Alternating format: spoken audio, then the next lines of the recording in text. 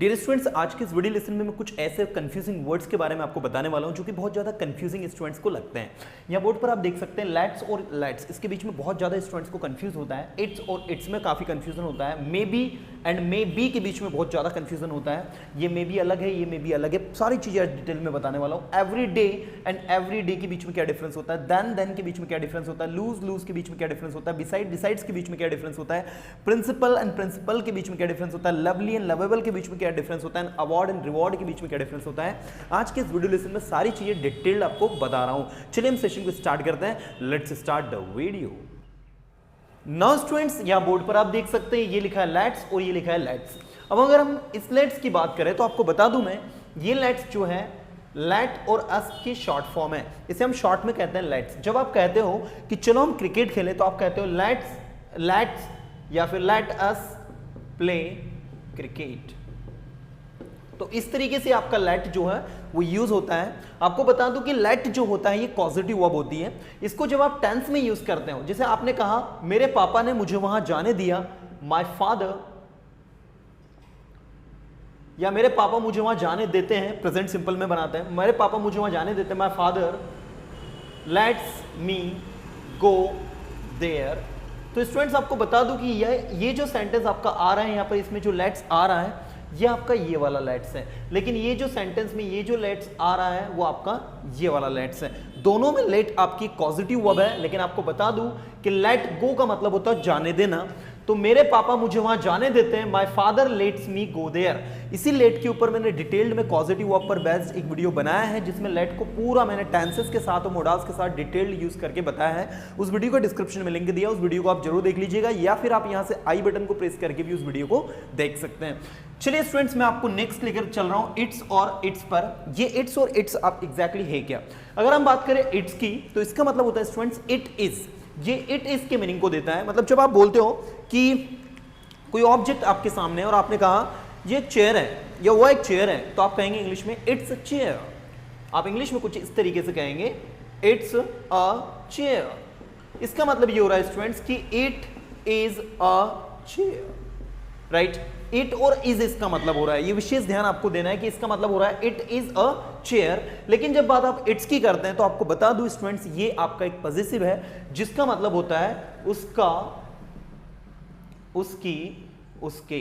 जैसे आप जब बात करते हैं किसी एनिमल की बात करो, स्पेशली आपको अच्छे से पता है कि इट्स का उपयोग हम लोग किसके साथ करते हैं, चीजों के साथ में करते हैं, एनिमल्स के साथ में करते हैं, है ना। जैसे मैंने कहा वो एक चेयर है और उसकी एक लेग टूटी हुई है, so that is a chair and it's one leg is broken. It's leg is broken, और उसकी लेग जो है, लेग मतलब एक पैर जो है उस चेयर का क्या है, ब्रोकन है, टूटा हुआ है ना। इसी तरीके से आप इट्स को एनिमल्स के साथ में भी यूज करते हैं। आप कहते हैं cow is a useful animal, cow is a useful animal and उसका दूध, it's milk is very useful. गाय एक उपयोगी जानवर होता है और उसका दूध भी उपयोगी होता है। तो it's milk, now you can see students, it's milk मतलब हो रहा है उसका मिल्क। तो ये जो इट्स आ रहा है, अगर आप इट्स की जगह यहां पर ये वाला इट्स लगा दोगे तो ये गलत हो जाएगा। इस चीज का विशेष आपको ध्यान देना है। तो ये इट्स हो गया, ये इट्स हो गया, राइट। उम्मीद करता हूं आपको समझ में आ रहा होगा।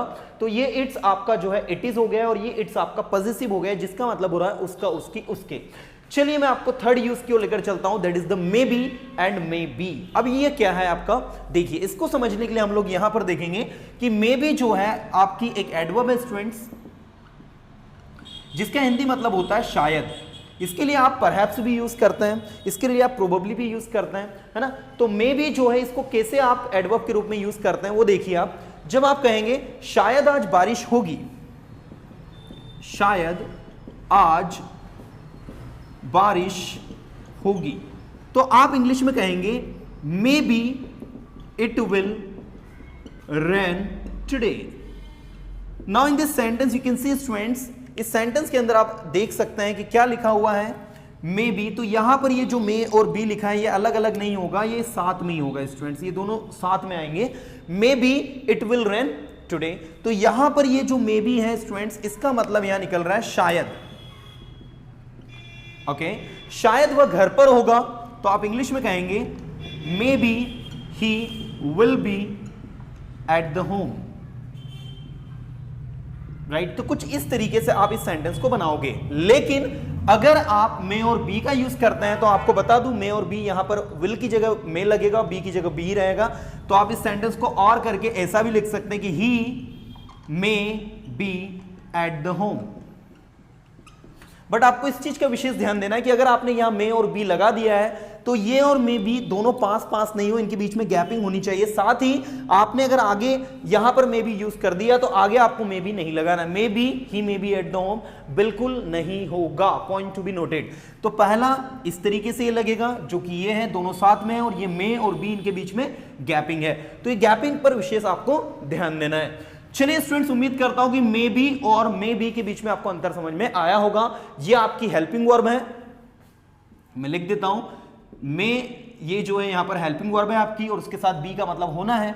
और ये मे बी जो है ये आपकी एक एडवर्ब है। इसी तरीके से ये आपका पॉजिटिव है, ये आपकी पॉजिटिव वर्ब है, राइट। तो ये सब नोट करके लिख के चले आप कि ये क्या पढ़ रहे हैं हम लोग। इसके बाद नेक्स्ट स्टूडेंट्स एवरी डे। अब देखो एवरी के आगे डे लगा है, जिसे ईच और एवरी होता है, इसी तरीके से यहां पर एवरी जो है इसके डे के आगे यूज हुआ है। एवरी और डे के बीच में गैप है, जिस तरीके से मे और बी के बीच में गैप है इसी तरीके से, लेकिन यहां पर देखो एवरी और डे के बीच में गैप नहीं है, ये एक साथ आए हैं। तो एवरी और डे जिनके बीच में गैप नहीं है स्टूडेंट्स, इसका मतलब होता है हर दिन, राइट, हर दिन। मैं उससे रोज मिलता हूं, I meet him every day, वो यहां रोज आता है, he comes here every day. तो ईच और एवरी के सेंस में जो यूज हो रहा है वो वाला एवरी डे ये वाला है, राइट, जिसका मतलब होता है रोज, डेली, ठीक है। लेकिन स्टूडेंट्स आपको बता दूं मैं, ये जो एवरी डे है दिस इज एन एडजेक्टिव, ये आपका एक एडजेक्टिव है जिसका मतलब होता है रोजमर्रा। जैसे मैंने कहा ये तो मेरे रोजमर्रा के काम हैं, तो रोजमर्रा के काम मतलब होते हैं एवरीडे कॉर, एवरीडे चॉर्स। ये देखिए एवरीडे चॉर्स, ये तो रोज पहनने वाले कपड़े हैं, these are the everyday clothes. तो everyday clothes, everyday chores, right. तो रोजमर्रा के मतलब जो डेली रूटीन में रोज यूज हो रहा है उस सेंस में, तो रोजमर्रा के सेंस में एवरीडे को हम यूज करते हैं। आपको बता दूं एवरीडे और इनके बीच में बहुत बड़ा डिफरेंस है। ये जो है एवरी, ईच और एवरी वाला है, इसके बाद में हमने डे लगाया, बीच में इसमें गैप है, और ये एक साथ आया जिसका मतलब निकल रहा है रोजमर्रा, रोजाना वाला, राइट। तो दिस इज एन एडजेक्टिव, एक छोटा सा ये डिफरेंस है। नाउ स्टूडेंट्स नेक्स्ट में आपको लेकर चल रहा हूं इसके बाद में देन और देन के बीच में। चलिए मैं थोड़ा सा क्लीन कर देता हूं। नो स्टूडेंट्स, अब हम बात करते हैं देन और देन की। अब आप देखिए यहां पर दोनों के बीच में अगर डिफरेंस की बात करें तो इसमें ए लगा है, इसमें ई लगा है। जिसमें ए लगा है स्टूडेंट्स, इसका उपयोग होता है कंपैरेटिव डिग्री में, मतलब इसको आप जो है कंपैरेटिव डिग्री में कंपैरिजन करने के में यूज करते हैं। मतलब दो ऑब्जेक्ट के बीच में जब आप कंपैरिजन करेंगे तो वहां पर आप देन को यूज करेंगे। जब आप बोलते हैं कि राम श्याम से ज्यादा अच्छा है, तो आप कहेंगे Ram is better than Shyam. तो यहां पर ये जो देन आया है स्टूडेंट्स, THAN देन वाला आया है, ये आपको विशेष ध्यान देना है। इसका मतलब होता है कि अपेक्षा, राम की अपेक्षा श्याम ज्यादा अच्छा है। तो कंपैरेटिव डिग्री में जो देन यूज होता है वो THAN होता है। वहीं दूसरी ओर THEN जो आपका होता है, इसका मतलब होता है फिर या इसके बाद। ये थोड़ा सा आप ध्यान देंगे। अब इसको कैसे यूज करते हैं, जैसे आपने कहा मैं वहां गया, I went there, then I did my walk, then I came here, then I met my friends। so then का मतलब यहां निकल रहा है फिर या इसके बाद। तो बहुत छोटा सा वर्ड है, याद रखने में आपको दिक्कत नहीं होगी। THAN then मतलब होता है कंपैरेटिव डिग्री में हम इसको यूज करते हैं की अपेक्षा, और दूसरा THAN then का मतलब होता है फिर। तो दोनों का प्रोनाउंसिएशन सेम है, लेकिन दोनों के बीच में एक छोटा सा माइनर डिफरेंस है। चलिए नेक्स्ट वर्ड हम लोग देखते हैं स्टूडेंट्स, लूज एंड लूज। ये किस तरीके से आपका यूज होता है, तो ये जो है आपका LOOSE लूज, इसका मतलब ये एडजेक्टिव है जिसका मतलब होता है ढीला होना किसी चीज का, राइट। जैसे लूज पैंट, लूज शर्ट, है ना, लूज टाई, यू नो। तो जो भी चीज लूज है, ढीली है, उस सेंस में आप इस वर्ड को यूज करते हैं। लूज, स का साउंड देता है लास्ट में, थोड़ा सा ध्यान देंगे, लूज, है ना। लेकिन वहीं दूसरी ओर ये ज का साउंड देता है, इसको हम प्रोनाउंस करते हैं लूज, राइट। तो ये किस सेंस में यूज होता है, ये इसका मतलब होता है किसी चीज में हार जाना। जैसे मैंने कहा हार जाना या किसी चीज को गिरा देना, किसी चीज को कम कर देना, ओके। मैंने बोला he is wearing something weird, that is why he has lost his self confidence. उसने कुछ अजीब सा पहन लिया है, इस वजह से उसका सेल्फ कॉन्फिडेंस उसने खो दिया है। तो लूज की जो थर्ड फॉर्म होती है स्टूडेंट्स वो होती है लॉस्ट, राइट। सेकंड भी यही होती है, थर्ड भी लॉस्ट ही होती है। तो लूज, लॉस्ट, लॉस्ट, बिल्कुल इस तरीके से इसको आप याद रखेंगे। और ये आपका है लूज, ठीक है, जिसका मतलब होता है ढीला। अगर आपको इसकी वर्ब बनानी है तो इसमें आपको एन लगाना होता है, लूजन, जिसका मतलब होता है किसी चीज को और ज्यादा ढीला करना, दैट इज द लूजन, राइट। और अगर आप इसके सेकंड फॉर्म थर्ड फॉर्म बनाना चाहते हैं तो आपको इसमें फिर ईडी लगाना होगा। तो कुछ इस तरीके से स्टूडेंट्स ये आपका वर्क करता है। चलिए मैं नेक्स्ट आपको लेकर चल रहा हूं बिसाइड और बिसाइड्स में। तो बिसाइड का मतलब होता है स्टूडेंट्स के बाजू में, कि बगल में, आपकी भाषा में कहें कि बगल में, बाजू में, बगल में। और बिसाइड्स का मतलब होता है स्टूडेंट्स के अलावा को छोड़कर। इसके लिए और भी काफी सारे वर्ड है, जैसे एक्सेप्ट हो गया, एक आपका अपार्ट फ्रॉम हो गया, है ना। तो बिसाइड्स का एक्सेप्ट भी होता है, अपार्ट फ्रॉम भी होता है, ये इसका मतलब देता है बिसाइड्स। और ये जो बिसाइड है इसका मतलब होता है बगल में। जैसे राम की बगल में श्याम बैठा हुआ है, तो Shyam is sitting beside Ram, Shyam is sitting beside Ram, मतलब श्याम जो है, राम जो है श्याम की बगल में बैठा हुआ है। तो ये बिसाइड का मतलब कि बाजू में, की बगल में होता है, जस्ट उसके आस पास में। और बिसाइड्स का मतलब होता है स्टूडेंट्स के अलावा को छोड़कर। राम को छोड़कर आज सारे स्टूडेंट्स उपस्थित हैं। So all the students are present today besides Ram except Ram. तो except Ram and besides Ram, मतलब एक्सेप्ट का सिनोनिम्स होता है स्टूडेंट्स आपका बिसाइड। उम्मीद करता हूं आपको समझ में आ रही होंगी, सारी चीजें बहुत ज्यादा इजी हैं, टफ नहीं है। इसके बाद नेक्स्ट होता है आपका स्टूडेंट प्रिंसिपल एंड प्रिंसिपल। अब इस प्रिंसिपल की अगर हम बात करें तो ये प्रिंसिपल का मतलब होता है श्रेष्ठ, ठीक है, ऐसी चीज जो कि क्या हो, बहुत ज्यादा इंपॉर्टेंट हो, श्रेष्ठ हो, अच्छी हो, उसको हम प्रिंसिपल कहते हैं। दूसरा ये प्रिंसिपल जो स्कूल में आपके प्रिंसिपल होते हैं वो यही वाले प्रिंसिपल होते हैं भैया, याद रखिएगा, PRINCPAL, principal, right. So that's the principal जो स्कूल्स में होते हैं, वो भी, उनके लिए भी हम इसको यूज करते हैं।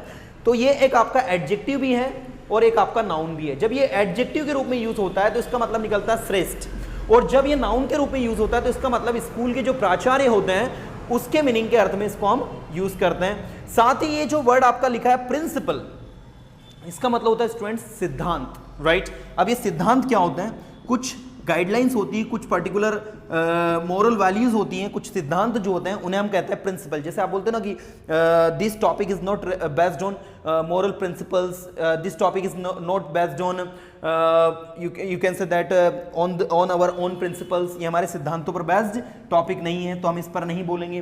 तो कुछ इस तरीके से प्रिंसिपल को हम यूज करते हैं। इसके बाद नेक्स्ट होता है स्टूडेंट्स लवली एंड लवेबल। आपको बता दो स्टूडेंट्स, यहां पर एलवाई इसके लास्ट में लगा है, तो आप ये बिल्कुल नहीं सोचे कि एलवाई लगा है मतलब ये एडवर्ब है। जी हाँ स्टूडेंट्स, ये एडवर्ब नहीं है, ये एडजेक्टिव है। ऐसे बहुत सारे एडजेक्टिव्स होते हैं जिनके लास्ट में एलवा लगा होता है लेकिन वो एडजेक्टिव होता है, जैसे लवली हो गया, कॉस्टली हो गया, हेवनली हो गया, राइट। ये आपके तीनों वर्ड जो मैंने यहां पर लिखे हैं, तीनों के तीनों एडजेक्टिव है स्टूडेंट्स, ये एडवर्ब नहीं है, राइट। इसलिए आप ऐसी मिसकंसेप्शन बिल्कुल नहीं पाले कि जिनके लास्ट में एलवा लगता है वो आपके एडवर्ब होते हैं। तो लवली आपका एडजेक्टिव है, लवेबल भी आपका एडजेक्टिव है, लेकिन दोनों में छोटा सा डिफरेंस है। लवली यूज होता है इंसानों के लिए, lovely girl, lovely speech, lovely performance, है ना, सॉरी, अगर कोई लड़की बहुत प्यारी दिखाई दे रही है तो आप कहेंगे लवली गर्ल, लवली बॉय, है ना। तो इस तरीके से। लेकिन लवेबल कहां यूज होता है, लवेबल मतलब जिस चीज को हम पसंद करें, जिसे मैंने कहा lovable speech, lovable performance, lovable house, you know. तो इस तरीके से हम लोग इसको यूज करते हैं। तो लवली इंसानों के लिए हम यूज कर रहे हैं, ठीक है, उनके अंदर जो अच्छाई है उसको बताने के लिए। और दूसरा लवेबल जो है, जो चीज हमारे सामने है ऊपरी तौर पर जो हमको दिखाई दे रही है, दिखने में अच्छी है, उसके लिए लवेबल हम यूज कर रहे हैं। इन शॉर्ट अगर आपकी भाषा में कहे तो लवली जो होता है गुणों के लिए होता है, क्वालिटीज के लिए होता है, और लवेबल जो होता है जो चीज ऊपरी तौर पर आपको दिखाई दे रही है उसके लिए हम इसको यूज करते हैं। तो lovely girl and lovable house.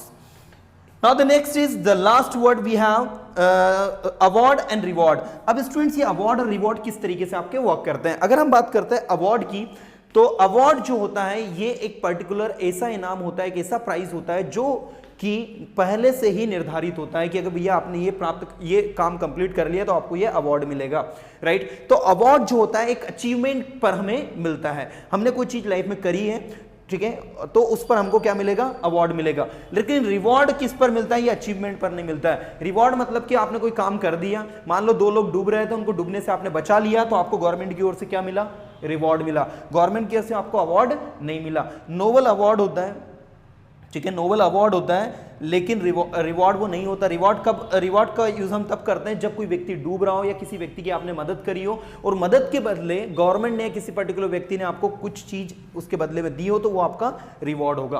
तो ये था भैया, इस तरीके से आपको मैंने जो कंफ्यूजिंग वर्ड्स थे वो सारे के सारे क्लियर किए। उम्मीद करता हूं डियर स्टूडेंट्स की इस वीडियो के माध्यम से जो मैं बताना चाह रहा था वो आपको क्लियर हुआ होगा। अब इनको आप थोड़े से नोट्स इनके बना ले और अपनी डेली रूटीन में इन वर्ड्स को सही तरीके से आप यूज करें, सही तरीके से बोले। उम्मीद करता हूं डियर स्टूडेंट्स वीडियो आपको अच्छा लगा है, फटाफट इसे लाइक करें, फ्रेंड सर्कल के साथ में शेयर करें। नेक्स्ट वीडियो में फिर और कुछ इंटरेस्टिंग चीजों के साथ मैं आपसे मिलूंगा, तब तक के लिए टाटा bye, have a good day.